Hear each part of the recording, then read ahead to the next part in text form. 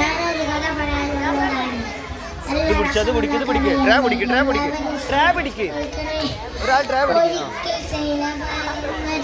മുത്തുനബിക്ക് കുറച്ച് ആട്ടി വെച്ച് കൊടുത്തയച്ചു.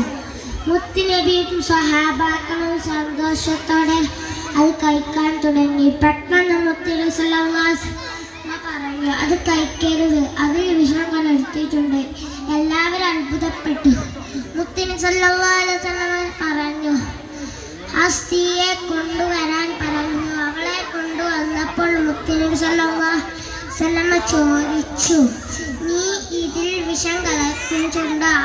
അതെ, അവൾ പറഞ്ഞു. നീ എന്തിനാണ് ഇത് ചെയ്തത്? മുത്തുനബി സല്ലല്ലാഹു അലൈഹി വസല്ലം ചോദിച്ചു. താങ്കൾ ഒരു യഥാർത്ഥ പ്രവാചകനാണെങ്കിൽ ഇതിൽ വിഷമുള്ളത് അങ്ങറിയോ? അത് പരീക്ഷിക്കാനാണെന്ന് പറഞ്ഞു. ആ ശരി ശരി, എന്നാൽ നീ പൊയ്ക്കോ. മുത്തുനബി സല്ലല്ലാഹു അലൈഹി വസല്ലം ആ സ്ത്രീക്ക് മാപ്പ്. കൂട്ടുകാരെ, ഇതാണ് മുത്തുനബി സല്ലല്ലാഹു അലൈഹി വസല്ലമയുടെ സ്വഭാവം. ശത്രുക്കൾക്കും മാപ്പ് കൊടുക്കും. നമ്മളും ഇതേപോലെ ആകണം. അല്ലാഹു തൗഫീഖ് ചെയ്യട്ടെ. ആമീൻ. എൻ്റെ കഥ എല്ലാവർക്കും ഇഷ്ടപ്പെട്ടല്ലോ. എന്നാൽ ഞാൻ പോട്ടെ. അസ്സലാമു അലൈക്കും.